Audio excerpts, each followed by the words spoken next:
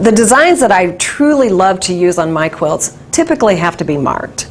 And over the years I have learned what works, and by what works I mean what always washes out. You want those lines to go away when you're done with them. When you've quilted your quilt, the lines have to go away.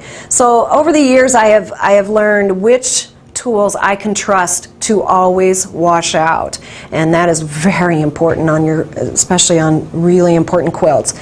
So the first tool that I typically use would be a washout marker, and these are just water-soluble blue markers. They have wide point and fine point, and either one fits in the channel of a stencil very nicely. I like the fine point one only because it's putting less chemical on my quilt. That's the biggest thing about it. I want as little chemical as possible on my quilts.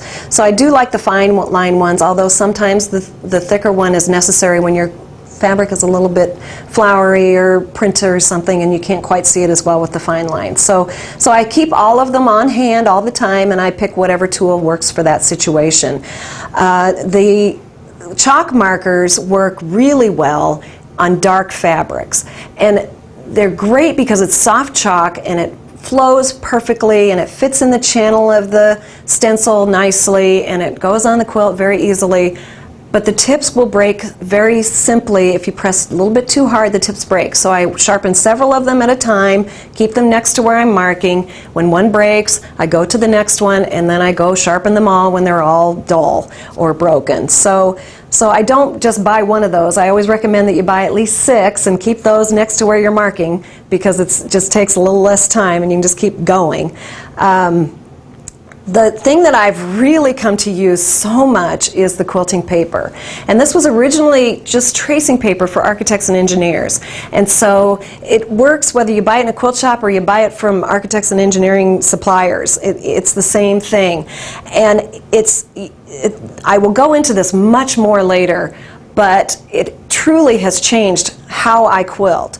And the beauty of it is that when you use it on your quilt, you rip the paper off when you're done quilting. There are no marks on your quilt. There's no chemicals on your quilt. It's gone. So that has really changed what I do with quilting. And it also makes it easier to use these packets of designs that I have collected over the years. And originally I would have to cut a stencil to be able to use them, or use a light box to mark my quilt. Now I can just trace these designs onto the quilting paper, put that on top of my quilt, and I'm ready to go. So that has opened up how many designs I can use.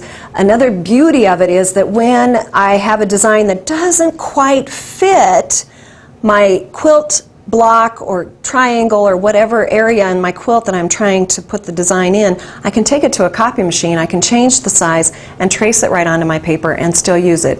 So it has really expanded what I can do with as far as designs go and matching them to a quilt. The paper can simply be cut just like you do fabric, with a rotary cutter and rulers. It does not seem to dull my blade on my rotary cutter. I have not noticed any problem with that. And I will talk much more about this later, but it is truly very helpful. I just love the paper. So those are the main things that I use to get designs marked onto my quilt. Another thing that I use is the gloves to get better grip. Whatever is underneath the needle at the time, you need to always have a good grip on it.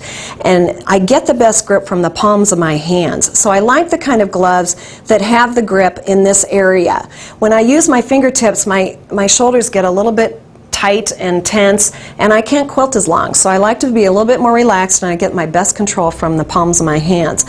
Sometimes just a dab of cream on my hands rubbed in really well gives me the same grip. So I kind of switch back and forth between those tools.